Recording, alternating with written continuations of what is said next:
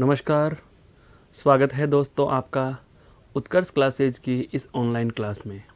दोस्तों, आज हम अर्थ विचार के जो पिछली कक्षा से चल रहा आ रहा बिंदु है, इसके आगे वाले बिंदुओं का अध्ययन करेंगे। लेकिन इससे पहले मैं आपको बता दूं कि जो अर्थ विचार के प्रकरण हैं, अर्थ विचार में पढ़े जाने वाले जो बिंदु हैं, पुनः समझिए। हम इसकी बात बहुत बार कर चुके हैं, लेकिन यह मैं बार बार आपको प्रत्यय स्मरण इसलिए करा रहा हूँ ताकि आप इससे संबंधित विसंगति को समझ पाएँ। अर्थ विचार बिंदु क्या होगा? अर्थ विचार बिंदु के अंतर्गत महत्वपूर्ण टॉपिक कौन कौन से हैं जिन्हें पढ़ा जाता है? अर्थ विचार में देखो, सबसे पहले विद्यार्थी पढ़ते हैं क्या? विलोम शब्द।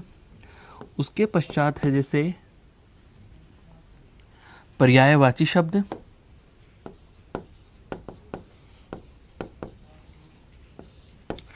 पर्यायवाची शब्द के पश्चात है आपका एकार्थी शब्द, फिर है आपका जैसे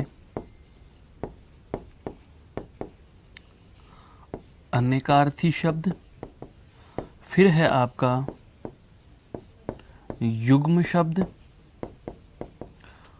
युग्म शब्द, तत्पश्चात आपके बिंदु आएगा वाक्यांश के लिए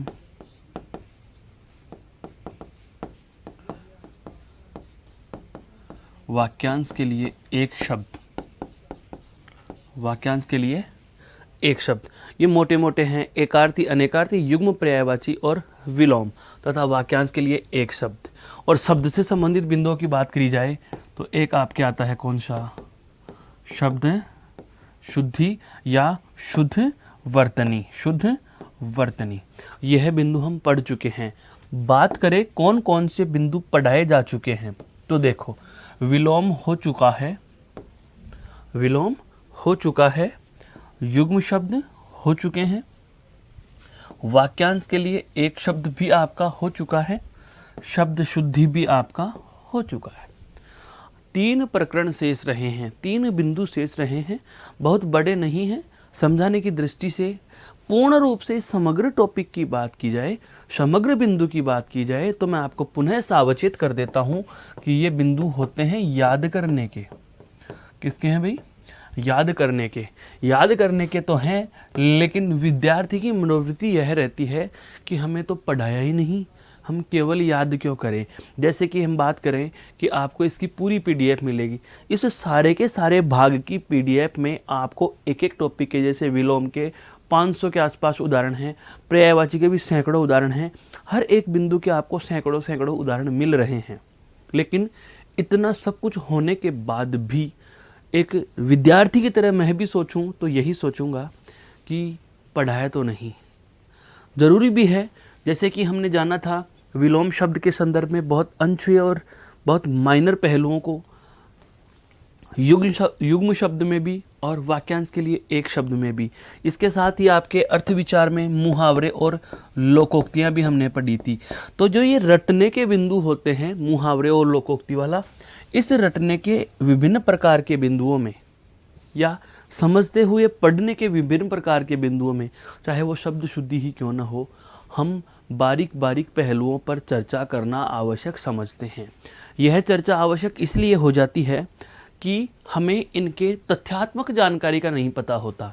मानते हैं विलोम आप याद करोगे उतने ही होंगे, पर्यायवाची भी आप याद करोगे उतने ही होंगे, पर्यायवाची और विलोम तो आप याद करोगे उतने ही होंगे। लेकिन क्या होता है, आपको ध्यान यह रखना होगा, जैसे विलोम में जाना था कि तत्सम का विलोम केवल तत्सम होता है, तद्भव का विलोम केवल तद्भव होता है, संज्ञा का विलोम संज्ञा शब्द होगा, सर्वनाम का विलोम सर्वनाम शब्द होगा, विशेषण का विलोम विशेषण होगा।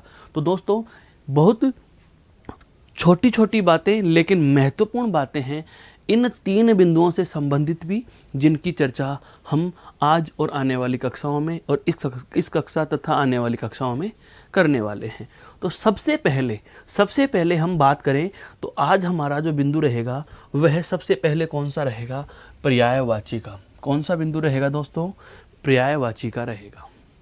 अब इस पर्यायवाची की ज़रूरत क्यों पड़ती है, हिंदी भाषा में इसे क्यों पढ़ा गया, हिंदी भाषा में इसकी आवश्यकता क्यों पड़ी, पहले यह जानेंगे।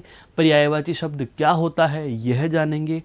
तत्पश्चात हम इसके उदाहरण पर चर्चा करेंगे। तो सबसे पहले हम बात करते हैं कि पर्यायवाची शब्द क्या होता है। तो देखो, पर्यायवाची शब्द की बात कर रहे हैं हम। पर्यायवाची शब्द क्या होते हैं, सबसे पहले इसका परिचयात्मक ब्यौरा आपके समक्ष मैं प्रस्तुत करता हूं। तो पर्यायवाची शब्द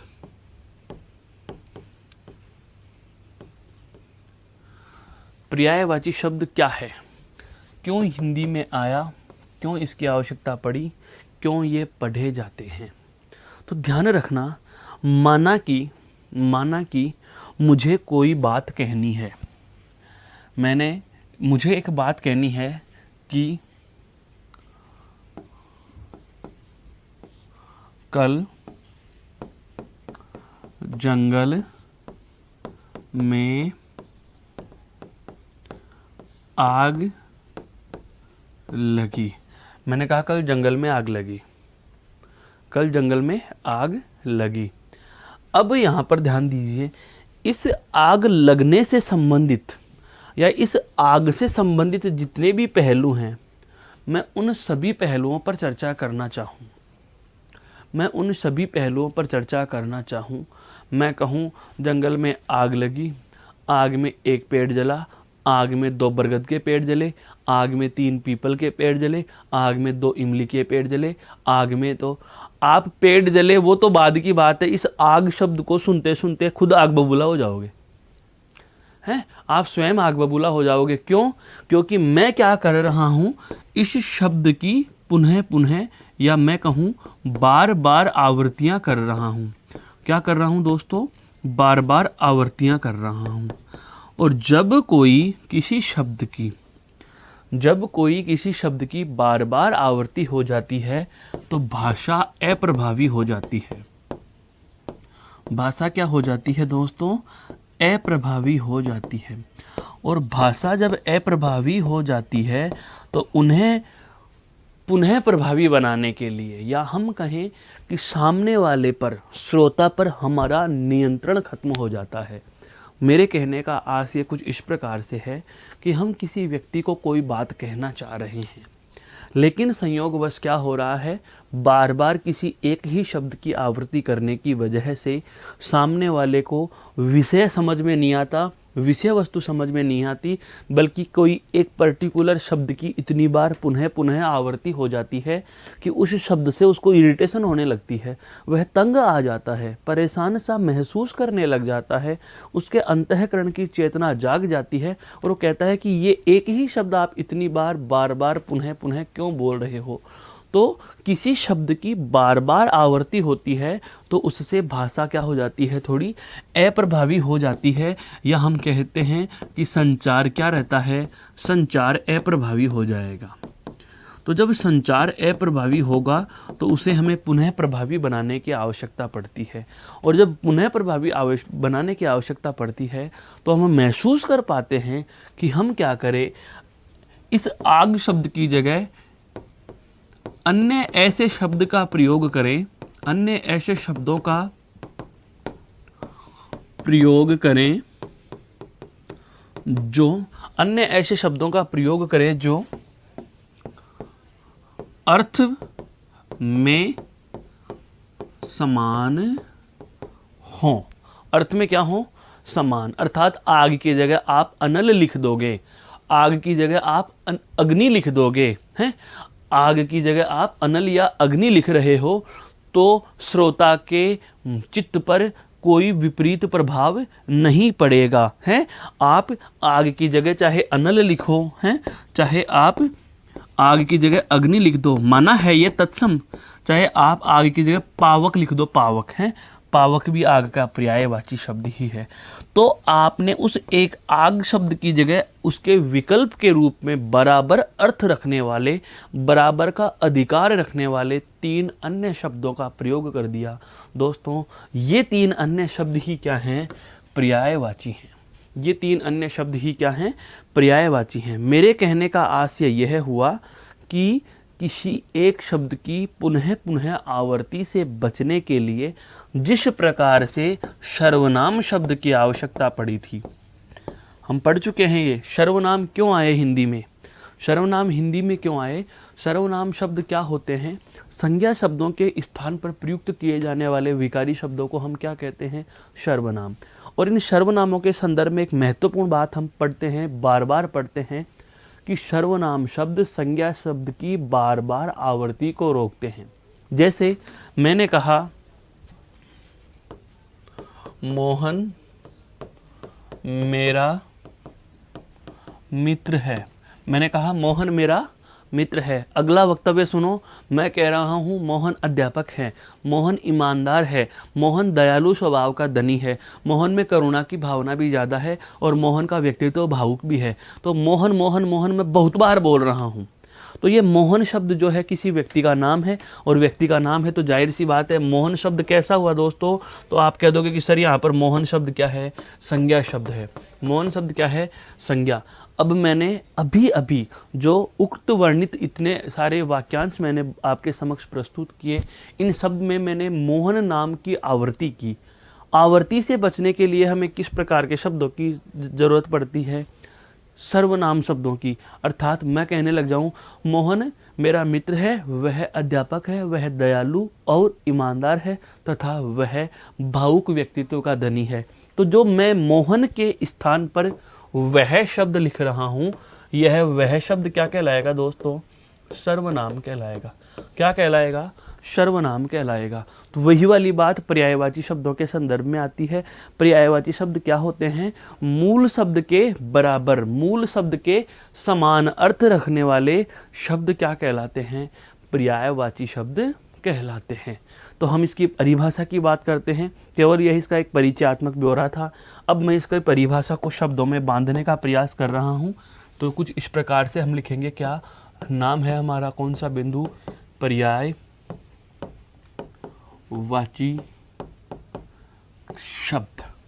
पर्यायवाची शब्द, बहुत अच्छे से समझो इस बात को। पर्यायवाची शब्द क्या होगा? किसी भी शब्द के, किसी भी शब्द के समान अर्थ व अधिकार। अर्थ व अधिकार का मतलब जैसा मूल शब्द का अर्थ है वैसा ही अब जो लिखने वाला हूं पर्याय शब्द उसका भी अर्थ होगा। वाक्य में जो प्रभाव मूल शब्द का होता है, जो अधिकार मूल शब्द का होता है, वही अधिकार इस पर्याय का भी होता है। तो मैंने क्या कहा? किसी भी शब्द के समान अर्थ व अधिकार रखने वाले अन्य शब्दों को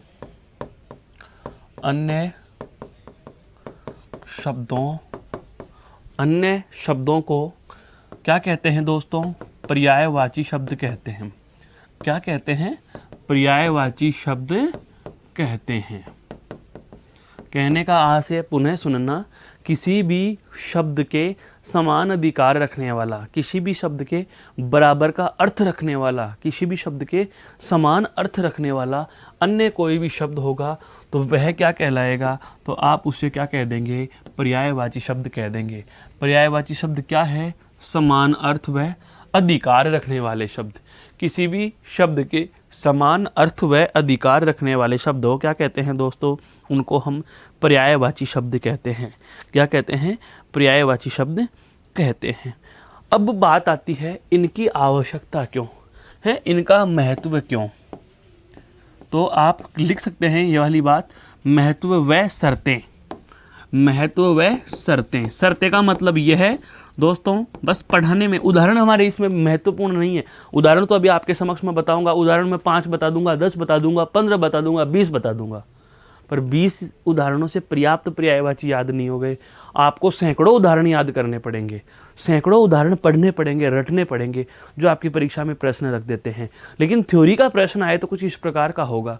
जैसे सबसे पहले हमने आपका परिचय परिभाषा से करा दिया। दूसरी बात बता रहा हूँ, इसका महत्व है, इसकी शर्तें कि पर्यायवाची की आवश्यकता क्यों पड़ी और इसके प्रयोग के लिए कंडीशंस क्या होती हैं। हर जगह पर्यायवाची का प्रयोग हो सकता है या नहीं हो सकता है। तो देखो सबसे पहली बात मैं आपके समक्ष प्रस्तुत करना चाह रहा हूं, वह कुछ इस प्रकार से होगी। सबसे पहली बात क्या है दोस्तों? सबसे पहली बात जानेंगे पर्यायवाचियों के संदर्भ में। ये कथन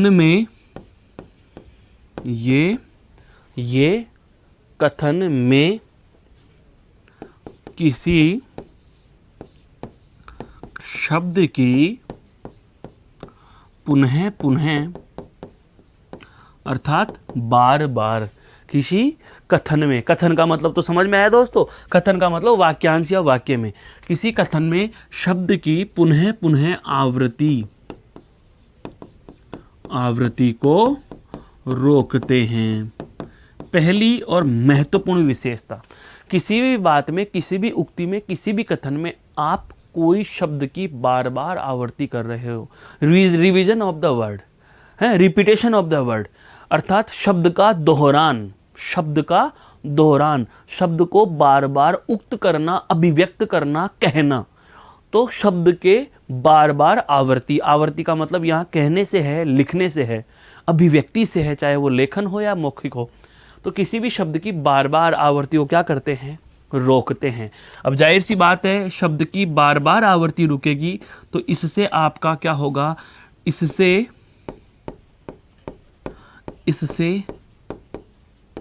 संचार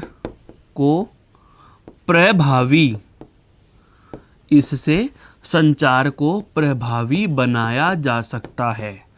इससे संचार को हम क्या कर सकते हैं दोस्तों? प्रभावी बना सकते हैं, हमारी बात को महत्वपूर्ण और ज़्यादा वजनदार बना सकते हैं। तीसरी महत्वपूर्ण बात वो क्या आ रही है वो जान लो।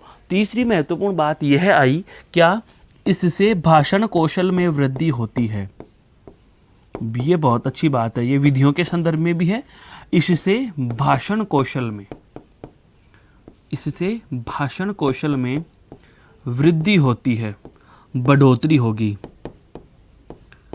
कैसे होती है वो समझिए। आप कोई बात कहना चाह रहे हैं, साधारण सी बात बता रहा हूं। एक सभा में 10 व्यक्ति बैठे हैं, कोई भी विषय वस्तु पर संगोष्ठी चल रही है, विचार विमर्श किए जा रहे हैं, और उस सभा में बैठे हुए उन समस्त 10 व्यक्तियों में से 9 व्यक्तियों ने कहा, श्रीमान जी 1 गिलास पानी पिला दीजिए, और केवल एक व्यक्ति ने कहा, मुझे जल चाहिए, जल। ध्यान रखना, तो जो पानी बोल रहे हैं वो सबकी बात एक जैसी है, तो सुनने वाले को अधिक प्रभावी नहीं करेगी। लेकिन अगर आपने, एक व्यक्ति ने अगर बोल दिया पानी के स्थान पर जल, पानी के स्थान पर नीर बोल दिया है, तो उस संदर्भ में जो जल का प्रयोग कर रहे हैं वह आपकी अलग इंडिकेशन करता है। जैसे एक लड़का जाता है और 9 जनों को पानी पिला करके आ जाता है, या सभी को पानी पिला करके आ जाता है, पुनः नाश्ता भेजा जाना था। अब उसने कहा कि यह प्लेट किसको देकर आनी है। अब सभा में जितने भी विचार व्यक्त करने वाले जो विचारक आए हुए थे उन सब का हमें नाम नहीं पता, लेकिन हमें यह पता है कि जिसे नाश्ता दिया जाना है उसने पानी को जल बोला था। तो हम सामने वाले को बता सकते हैं कि यह नाश्ते की प्लेट उसे दे करके आनी है जिसने जल बोला था, जिसने जल मांगा था, पानी नहीं बोला था। हमारे दिमाग में वो चीज़ क्लिक कर गई। जो हटके बोलेगा, जो उचित या हम बात करें भिन्न प्रकार के शब्दों का प्रयोग करता है, उसकी पहचान बन जाती है। क्योंकि एक समान चीज सुन सुन के एक प्रकार, समान प्रकार के भाव समझ समझ के हमारे मस्तिष्क में नॉर्मलाइजेशन हो जाता है, हम उसके सामान्यकरण हो जाते हैं, हम उसके अनुकूल हो जाते हैं। प्रभाव कौन डालेगा? जब कोई चीज़ यूनिक होगी, जब कोई चीज़ अलग होगी, तभी तो कहते हैं एंटिक यूनिक। यूनिक का मतलब थोड़ा सा अलग हटके, सबसे थोड़ा सा अलग हटके। लीक पर चलने वाले सब हैं, थोड़ा सा लीक से हटके चलोगे नजर आ जाओगे किसी को भी। वही वाली बात आ रही है कि अगर आपका शब्दकोश विशाल है, आप पर्यायवाची शब्दों को याद रख पाते हैं, पर्यायवाची शब्द का किसी मूल शब्द की जगह पर्यायवाची शब्द बोल करके प्रयोग कर रहे हैं, तो ऐसी स्थिति में आपका भाषण कौशल अर्थात आपकी अभिव्यक्ति का जो स्किल है, लैंग्वेज का जो स्पोकन स्किल है, वह डेवलप होगा, अर्थात भाषण कौशल की अभियोग्यता में अभिवृद्धि होगी। अगली बात और अगली महत्वपूर्ण बात, ये तो इसके महत्व के संदर्भ में थी, अब आएगी शर्त में। अब मैं आ रहा हूँ, ये इसकी जो अब मैं बात लिखने जा रहा हूँ, ये इसकी शर्त से संबंधित है दोस्तों। इसकी शर्त क्या है वो जानो।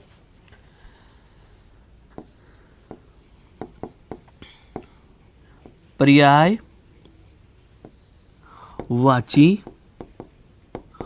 शब्दों के प्रयोग से, पर्यायवाची शब्दों के प्रयोग से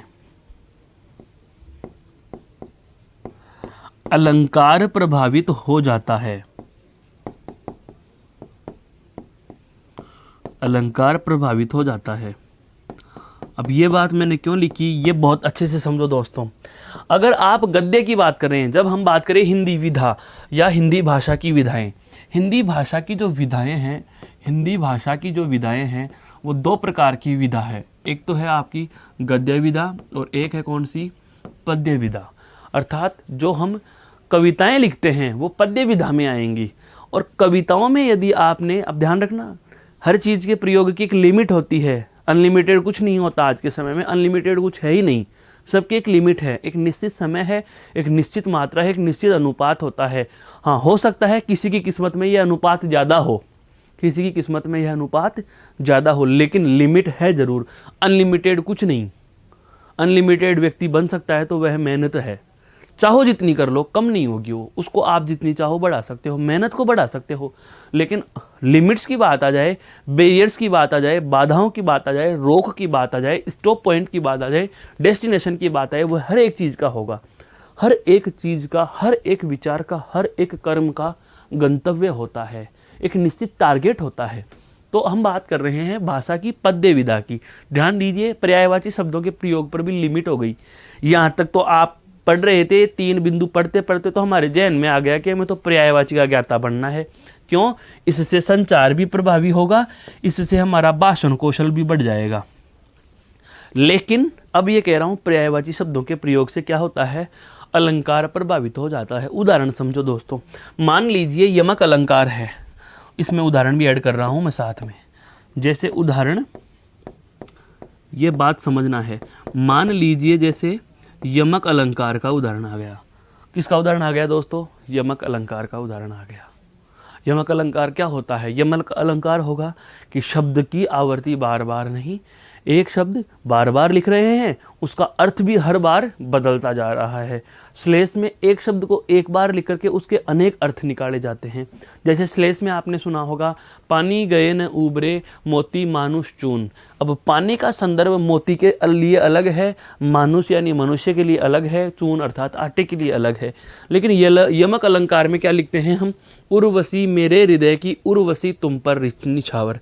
उर्वशी, उर्वशी 2 बार लिख दिया। कनक कनकते सौगुनी मादकता अधिकाय, कनक कनकते सौगुनी मादकता अधिकाय। 3 बेर खाती थी वह 3 बेर खाती है। तो 3 बेर हमने 2 बार लिखा है। पानी को हमने 2 बार लिखा। अब ऐसे लिखा, कनक कनकते सौगुनी मादकता अधिकाय। ध्यान से समझना, कनक कनकते सौगुनी मादकता अधिकाय। मादकता अधिकाय नियम क्या कह रहा है वो सुनना। यमक अलंकार का मैंने उदाहरण ले लिया कि पर्यायवाची का प्रयोग है, वह आपके अलंकारों को प्रभावित करता है। कैसे करता है? अगर कनक कनक 2 बार आया, एक कनक का अर्थ निकलता है क्या? धतूरा। और एक कनक का अर्थ लेते हैं क्या दोस्तों? सोना। क्या लेते हैं? सोना। अब यदि मैं यहाँ कनक नहीं लिखता, मैं यहाँ कनक नहीं लिखता, बहुत अच्छे से समझो इस बात को, मैं यहाँ पर से क्या लिख देता हूँ? मैं यहाँ लिख देता हूँ सोना। कनक सोनाते सौगुनी मादकता अधिकाय। तो दोस्तों अब बताओ, यह वाक्यांश जो है, यह पद्यांश की जो उक्ति है या यह चरण है जो इस पद का, यह दोहे का एक लाइन अर्थात एक चरण जो मैंने आपके समक्ष लिखा, इसमें यमक अलंकार है क्या? इस स्थिति में यमक नहीं हुआ। क्यों नहीं हुआ? यमक अलंकार क्या कहता है? एक शब्द की एक से अधिक बार आवृत्ति होगी या दो से अधिक बार आवृत्ति होगी और प्रत्येक बार अर्थ अलग अलग होगा। यहाँ पर कनक मरता दो दथुरा और सोना को तो सोना ही लिख दिया आपने। कनक और सोना दो बार नहीं। सोना है मुझे, कल सोना लाने जाना है। सोना है मुझे, अब मैं सोना चाहता हूँ, कल मुझे सोना लाने जाना है। सोना आभूषण अर्थात धातु के संदर्भ में आ गया। तो वही वाली बात आ रही है। अब आपने कनक का क्या कर दिया था? पर्यायवाची लिख दिया। सोने की जगह क्या लिख दिया? कनक का पर्यायवाची लिख दिया। अब मैं यदि वापस से यहाँ पर कनक लिख रहा हूँ, यदि अब मैं वापस से यहाँ कनक लिखूंगा तो ये कनक किसका अर्थ दे जाएगा? सोने का अर्थ देने लगेगा। तो पहले आपने सोना लिखा था, वह क्या था? इसका पर्यायवाची था। और पर्यायवाची लिखते ही क्या हो गया? यमक अलंकार प्रभावित हो गया। अब इसमें अलंकार आ गया। अब इसमें यमक अलंकार आ गया। मेरे कहने का मतलब ये है कि पर्यायवाची शब्दों का प्रयोग हम बोलने अर्थात गद्य विधाओं में या हम कहें भाषण में, अभिभाषण में, वाक्यांश उक्तिकरण में कर सकते हैं, लेकिन काव्य में पर्यायवाचियों का प्रयोग महत्व नहीं रखता। तो हम ये बात चाहें तो लिख भी सकते हैं। अगला जो तथ्य महत्वपूर्ण है वह क्या आ जाएगा दोस्तों? अगला महत्वपूर्ण तथ्य आ जाएगा कि काव्य लेखन के समय, काव्य लेखन का मतलब है मेरा दोस्तों कविताओं से। काव्य लेखन का मेरा मतलब किससे है? कविताओं से। काव्य लेखन के समय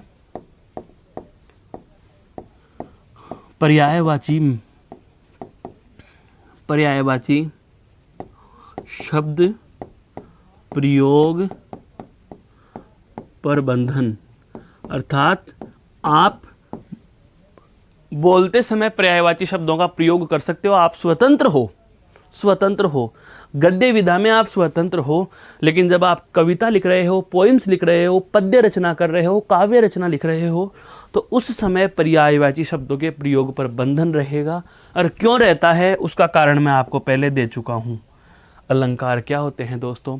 प्रभावित होते हैं। जैसे कनक की जगह सोना लिख दिया, ये लाइन यमक अलंकार की थी, सोना लिखते यमक अलंकार की नहीं रही। समझ में आया? बस यही ध्यान रखने की थी।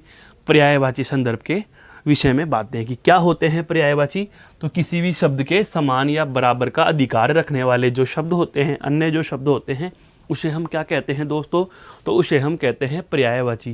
क्या कहते हैं उसे हम पर्यायवाची कहते हैं।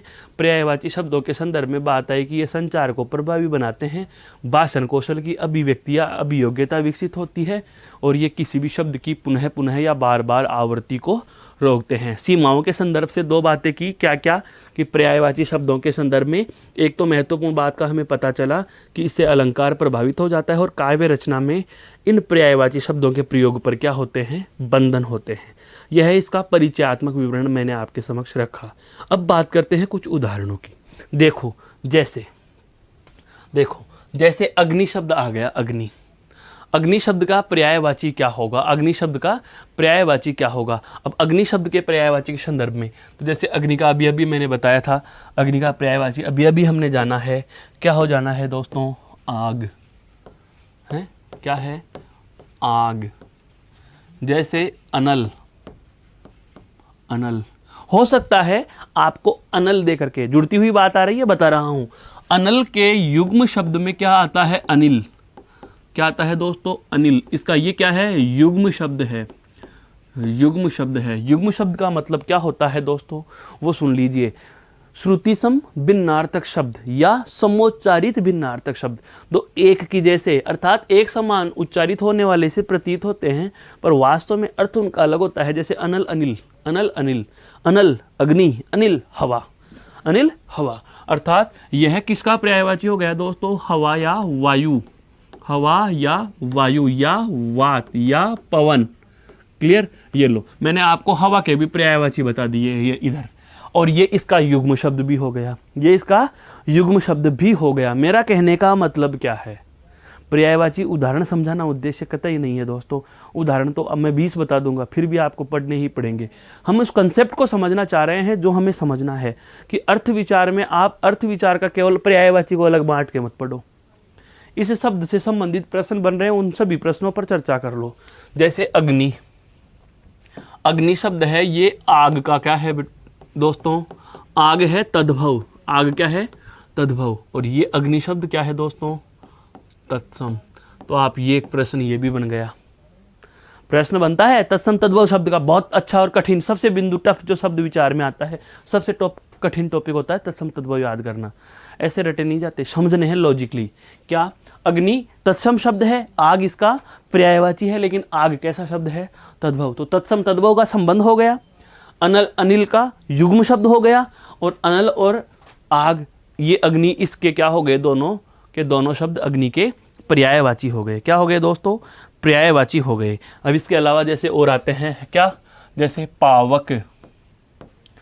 पावक, पावक है जो आपका दोस्तों अयादी संधि का उदाहरण है, अयादी संधि का उदाहरण है बिल्कुल। पौधन अक, पौधन अक, ये पावक जो है वो अयादी संधि का उदाहरण है, अयादी संधि का उदाहरण है। जैसे दहन, दहन यानी जलाना, अग्नि से जलाना, वही वाली बात दहन।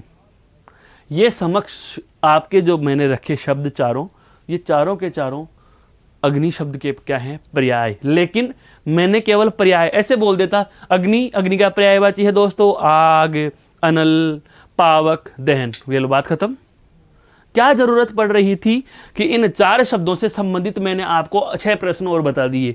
क्या क्या बता दिए? जैसे पावक, पावक शब्द में संधि बता दी, अयादी संधि, विच्छेद क्या होगा, अनल, अनल का युग्म क्या होता है? अनिल, अनिल के पर्यायवाची, अनिल का अर्थ क्या होता है? हवा, हवा के पर्यायवाची वायु, वात, पवन, समीर है, समीर।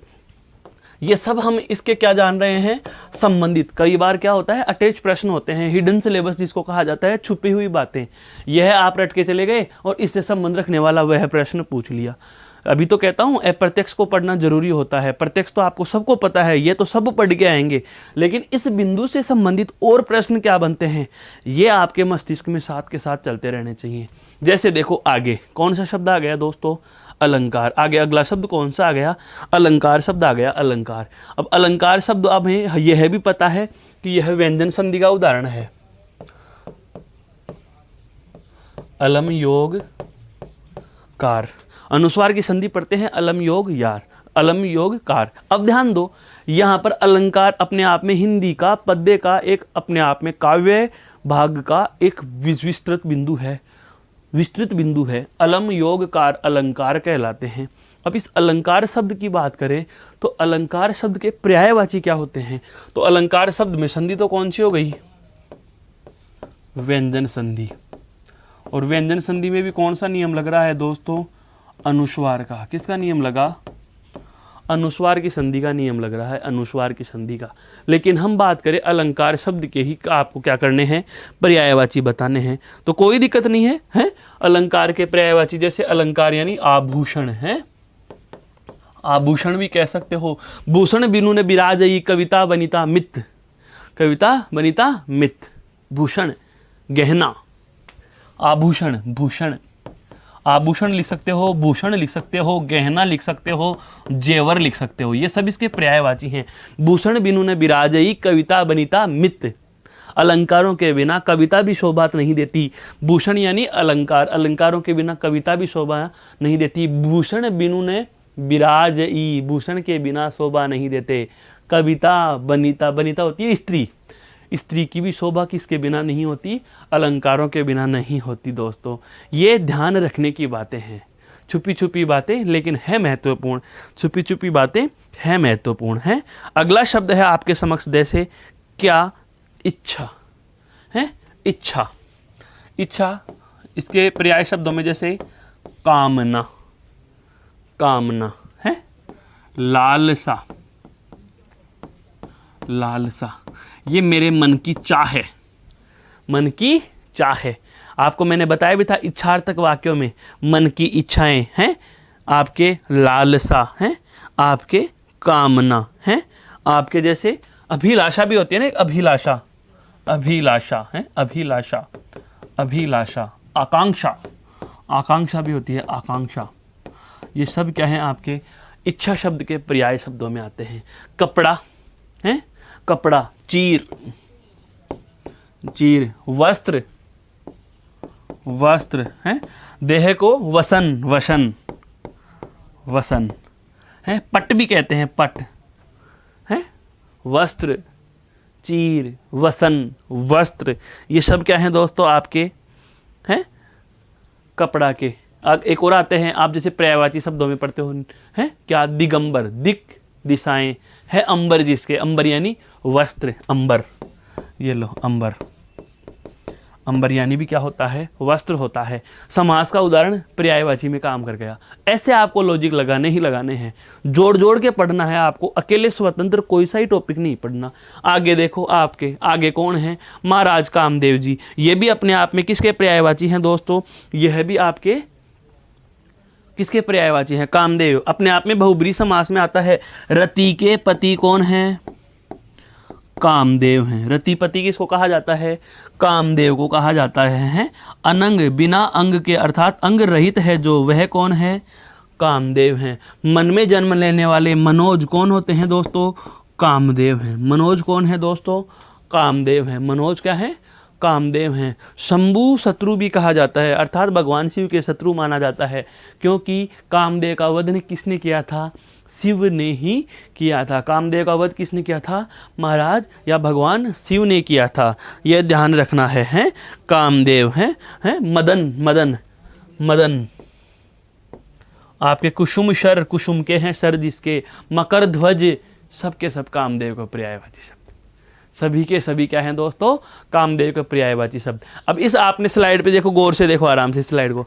इस स्लाइड में केवल और केवल मैंने आपको इतना सा ही नहीं बताया कि कौन से शब्द का पर्यायवाची क्या होता है, बल्कि आपके समक्ष मैंने यह भी रखा क्या कि इस पर्यायवाची शब्द में पूछे जाने वाले बिंदु अप्रत्यक्ष रूप से कितने सारे बिंदुओं से संबंध रखते हैं, इस बात को भी हम बेहतर तरीके से जान पाए हैं। अगली बात करते हैं, अगले उदाहरण की हम चर्चा करते हैं दोस्तों।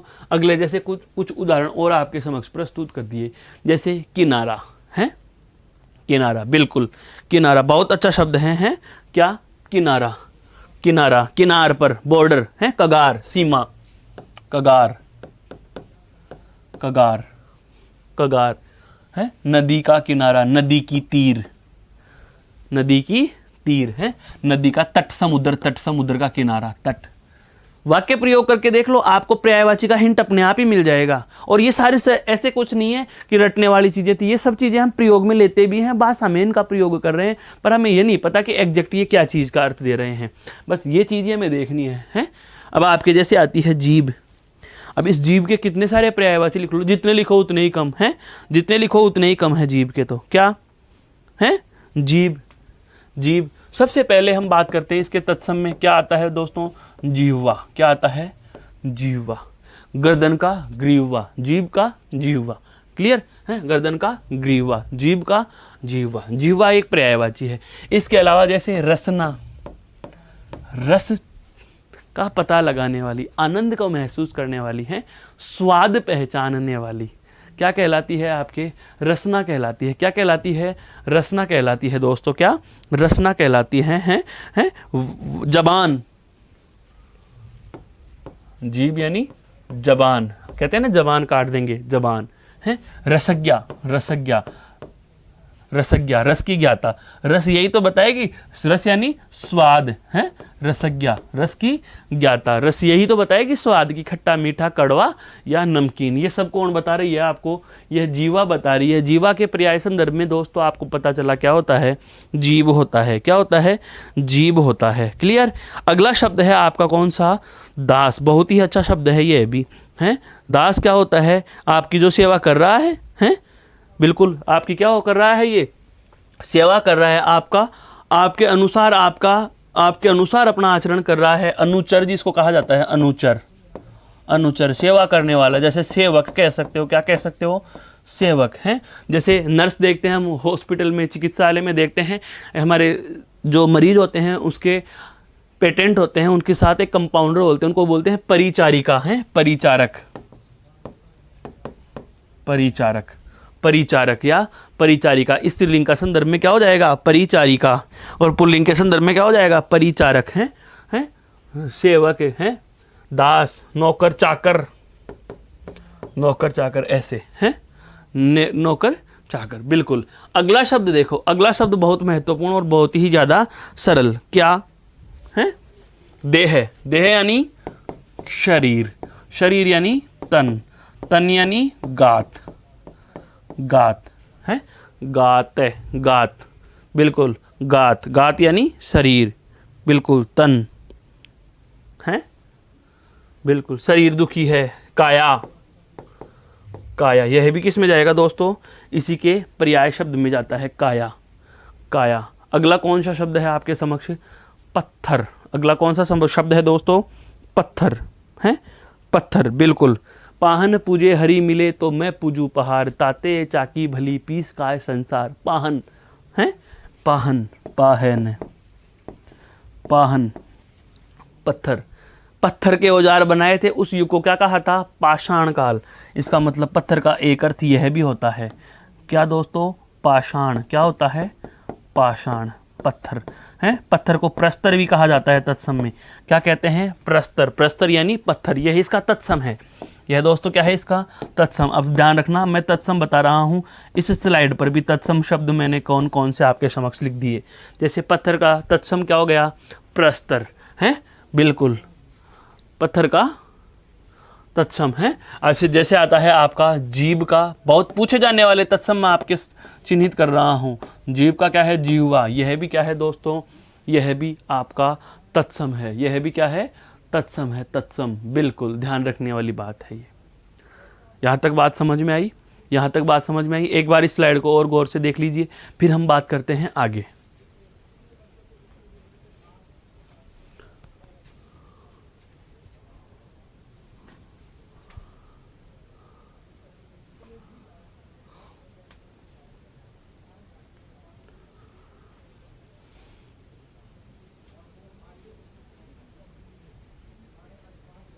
देखा, अब देखो अगली बात, अगले कुछ उदाहरणों पर और हम चर्चा करेंगे। अगले कुछ उदाहरण पर्यायवाची के संदर्भ में। अगला उदाहरण दोस्तों आपके समक्ष प्रस्तुत है, कौन सा है दोस्तों, पशु। क्या है, पशु। अब पशु को हम बहुत अच्छे से जानते हैं, क्या कि चार पांवों वाले जानवर जिसको कहते हैं। पशु का तो जानवर तो सबको ही पता है, हैं? पशु है क्या, बिल्कुल बोलते हैं ना, पशु है क्या, पशु है, पशु। और जानवर जो भी होते हैं उनके पांव कितने हैं, चार, तो इनको कहा जाता है चौपाया, अर्थात चतुष्पद। ये लो, चतुष्पद, चार हैं पद जिसके, चतु है प्लस पद। यह है आपके विसर्ग संधि का उदाहरण है दोस्तों। इसका विसर्ग संधि में विच्छेद क्या होगा, चतु है योग पद, चतु है योग पद। संधि कौन सी लिख दी मैंने आपके समक्ष, विसर्ग संधि। कौन सी है दोस्तों, विसर्ग संधि है, विसर्ग संधि, बिल्कुल है, विसर्ग संधि। बहुत परीक्षाओं में पूछा गया और सबसे ज्यादा सरल शब्द पर्यायवाचियों में कौन आता है आपके दोस्ता, है पुत्री। कौन आता है दोस्तों, पुत्री। पुत्री का देखो, तनया, आत्मजा, आत्मजा, तनया, आत्मजा। बहुत बार केवल जा भी आ जाता है, जा, जा यानी भी पुत्री होती है। जैसे आप पर्यायवाचियों में के अलावा बहुब्रीहि समास में पढ़ते हैं, समुद्र जा, शैल जा, शैल जा यानी पुत्री, शैल की पुत्री, समुद्र जा, समुद्र की पुत्री। शैल जा आपके, हाँ बिल्कुल, पार्वती के संदर्भ में, और समुद्र जा लक्ष्मी के संदर्भ में है। अर्क जा, अर्क यानी सूर्य, सूर्य की पुत्री है जो, जा यानी पुत्री, जा यानी पुत्री, जा यानी पुत्री, या आप कह सकते हो बेटी। क्या कह सकते हो दोस्तों, बेटी कह सकते हो। पुत्री यानी बेटी कह सकते हो, बिल्कुल ध्यान रखना है। ये बहुत अच्छे शब्द हैं और सरल भी हैं आपके, सरल भी हैं।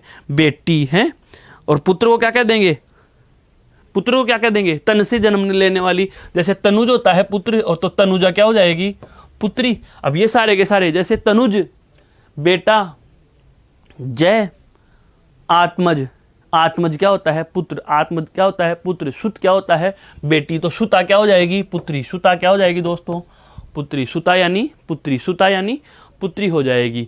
फल, फल यानी प्रभाव, फल यानी प्रभाव, फल यानी प्रभाव। यह चीज मैंने आपको बताई थी, याद करिए एक बार, जब हम बात कर रहे थे दोस्तों, किस पर बात कर रहे थे, परिमाण और परिणाम पर। जब युग्म शब्दों में एक शब्द आया था परिमाण और परिणाम, उस समय मैंने बताया था फल, प्रभाव है, परिणाम, बिल्कुल दोस्तों, परिणाम है, नतीजा, रिजल्ट जिसको बोलते हैं अंग्रेजी में, रिजल्ट जिसको बोलते हैं, रिजल्ट जिसको बोलते हैं, वो क्या होता है आपका परिणाम या फल या प्रभाव।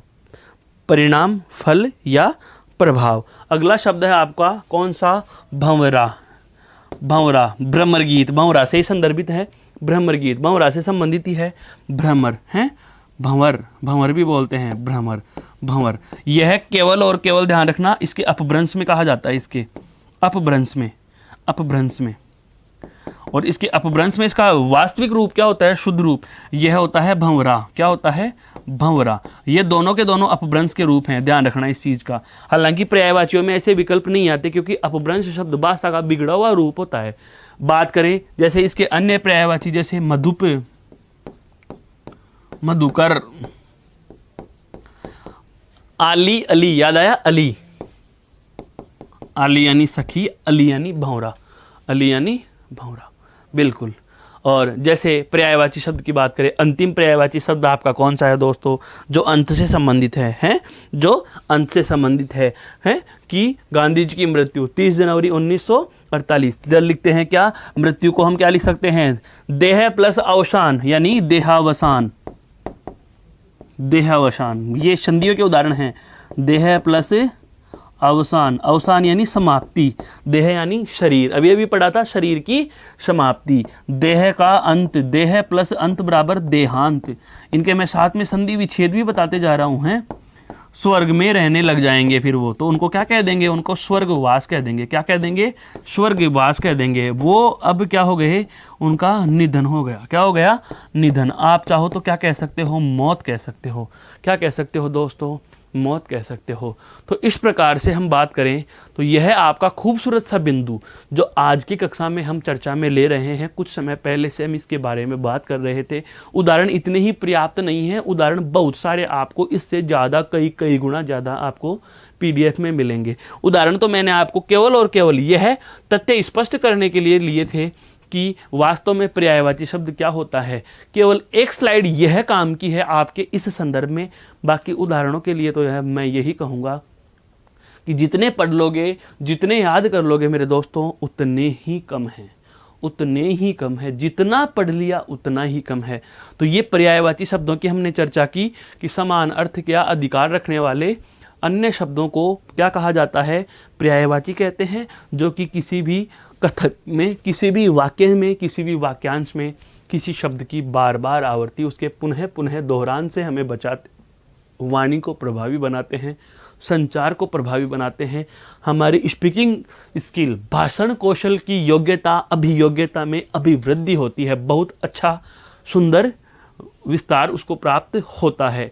और बात आए जब इसके शर्तों की, तो अलंकारों में इसके प्रयोग पर थोड़ी पाबंदी होती है, क्योंकि ये अलंकारों को समाप्त कर देते हैं। इसलिए काव्य के प्रयोग में इनका बंधन होता है, अर्थात ये अलंकारों को प्रभावी करते हैं। फिर हमने इसके कुछ उदाहरणों पर भी चर्चा करी दोस्तों, जैसे कि आपके अग्नि, अलंकार, इच्छा, कपड़ा और कामदेव। मैंने यहाँ उदाहरण नहीं समझाए, मैं पुनः कह रहा हूँ, उदाहरण बताना मेरा कतई उद्देश्य नहीं था। मैंने आपको तरीका बताया है कि उदाहरणों को पढ़ना किस तरीके से है। आप उदाहरण पढ़ते पढ़ते विद्यार्थी क्या करते हैं मेरे दोस्त, जैसे अग्नि का पर्यायवाची पढ़ना है, अग्नि, आग, पावक, अनल, दहन है। आग, अग्नि, अनल, पावक और दहन, इस प्रकार से। तो अब इससे संबंधित प्रश्न केवल पढ़ के चले गए, 4 शब्दों को याद कर लिया, वो अपने आप को उन 4 शब्दों तक सीमित रखते हैं। लेकिन जो टेक्निकली पढ़ते हैं, जो तकनीक से पढ़ेंगे, जो ट्रिकली पढ़ेंगे, ट्रिकली का मतलब ये नहीं कि शॉर्ट ट्रिक बनाओ, जो आपका एक लॉजिकली तरीके से आप स्टडी करते हैं, जिसको मैं मेरा तरीका कहता हूँ कि मेरे तरीके से यदि आप पढ़ोगे तो क्या कहोगे, आप इसका पहले तो तद्भव जान लिया, तो आपका कंसेप्ट क्लियर, तत्सम तद्भव का भी हो गया, अभी अभी बताया था ना मैंने आपको। उसके बाद देखो दूसरा पर्यायवाची अनल, अनल से इसका युग्म शब्द पता चल गया अनिल, फिर अनिल के पर्यायवाची जोड़ लिए। अनल से आप बिल्कुल, अनल से आप वाक्यांश के लिए एक शब्द भी निकाल सकते हो। बताऊं वाक्यांश के लिए एक शब्द है, जैसे जंगल की आग बड़वाग्नि है, समुद्र की आग, पेट की आग, दावानल, जठराग्नि पढ़ते हैं दोस्तों, वो यहीं से निकल के आते हैं। आपको इन चीजों का ध्यान रखना होगा, दावानल, जंगल की आग। इस प्रकार से आप इनको जोड़ जोड़ के पढ़ेंगे कि यह अन्य कहाँ महत्व रख रहा है, इस टॉपिक का इनडायरेक्टली और कहाँ से लिंक जुड़ सकता है, उस टॉपिक को भी आप जोड़ करके पढ़ेंगे। तो आशा करता हूँ कि अभी जो हम चर्चा कर रहे थे, जिस बिंदु पर हमारी चर्चा रही, यह आपको बेहद पसंद आया होगा। फिर हम नई कक्षा के साथ, नए बिंदु के साथ आपसे पुनः मुखातिब होंगे। तब तक के लिए आपको नमस्कार, जय हिंद, जय भारत, धन्यवाद दोस्तों।